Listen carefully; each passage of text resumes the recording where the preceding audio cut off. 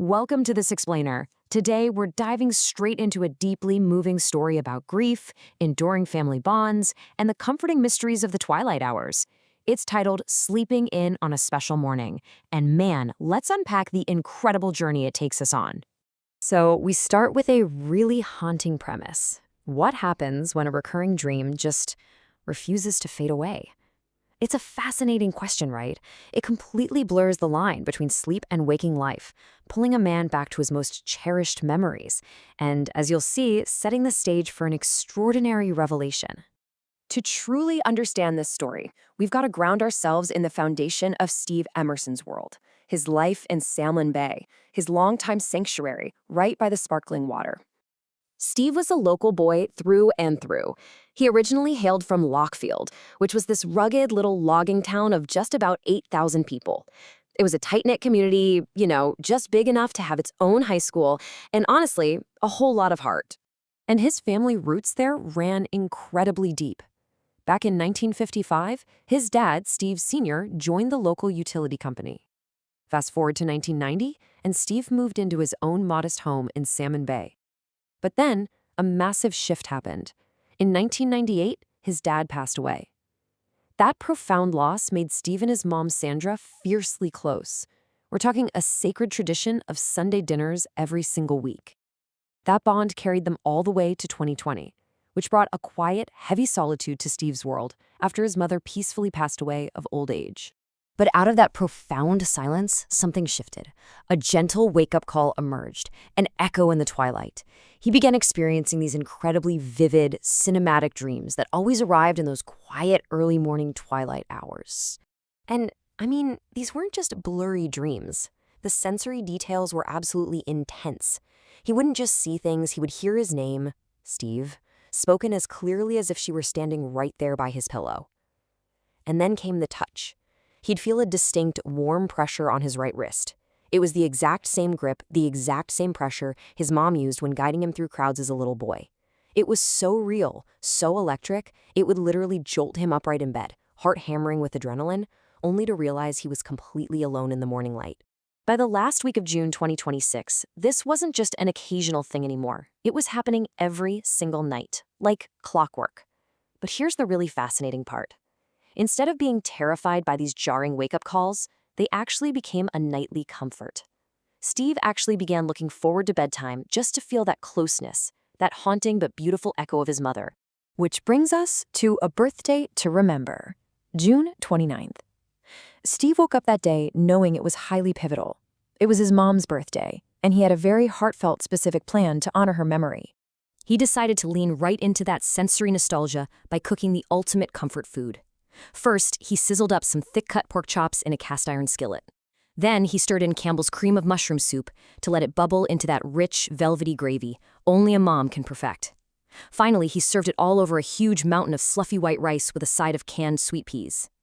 That meal made his whole house smell and taste exactly like those rainy Pacific Northwest evenings from his childhood.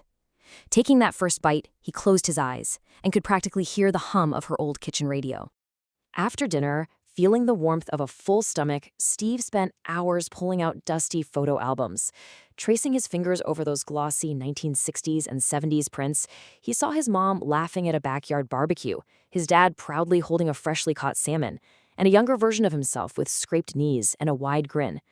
By the time he turned off the lights at 11 p.m., his heart felt remarkably lighter than it had in years. Now, morning rolls around and the suspense really builds. The familiar dream returns. He hears the soft, melodic cadence of her voice. He feels the unmistakable warmth of her hand grasping his right wrist. He slowly blinks his eyes open. But this time, something is different. Why didn't the silhouette fade? Normally, you'd expect the image to just dissolve into the shadows of the bedroom walls, right? That's what always happened. But the shocking reality here was entirely different. The silhouette didn't fade at all. Standing right beside his bed, bathed in this soft, ethereal light, is Sandra. And she looks vibrant, healthy, and radiantly happy. This brings us to the ultimate revelation, crossing the Great Divide. Imagine Steve's absolute shock in this moment. He literally blurts out, "Mom, what are you doing here?" His voice is cracking. He's totally bewildered as to why she hasn't disappeared. And Sandra, She simply offers him this incredibly tender, knowing smile. She just looks at him and says, "Not this time, Steve. You see, my dear son, you crossed over the Great Divide last night." I mean, wow, the profound twist of his own passing is delivered right there, and it lands with maximum emotional impact because it's completely wrapped in maternal love. So, the Great Divide. It's that ultimate transition point where one leaves the physical world and enters the spiritual one. Steve is breathless, asking, "Wait, you mean I died in my sleep last night?" But Sandra reassures him right away. She looks at him with eyes full of boundless love and tells him he didn't simply die, he was merely transformed to the next life. And that sets up a truly pain-free morning, giving us a beautiful bittersweet resolution. Steve is still a bit nervous, naturally, and asks for a little more explanation. In response, Sandra just lets out this gentle, musical laugh that instantly washes away all of his anxiety. No grand theological lectures here. Instead, she enthusiastically lays out their agenda for the morning. And what a comforting, joyful plan it is. She tells him his dad is down in the kitchen right now having coffee, and he is absolutely itching to see him. They're going to sit down and have a long talk together. And the absolute best part? Steve and his dad are heading out to the beach to go fishing because, as Sandra winks and tells him, the fishing is really great there. You really have to relish these final, inviting instructions she gives him. She walks toward the bedroom door, pausing to look back over her shoulder with that familiar, protective, motherly gaze. She gently teases him not to take too long so they can catch the big ones, and as she steps out into the hallway, her voice floats back, "I'll have a fresh cup of coffee waiting on the kitchen table for you. It's going to be a wonderful day." Steve smiles. He stands up, and as he walks toward the bedroom door, he realizes something truly profound. He doesn't feel any pain at all. It leaves us with this beautiful, provocative thought to ponder.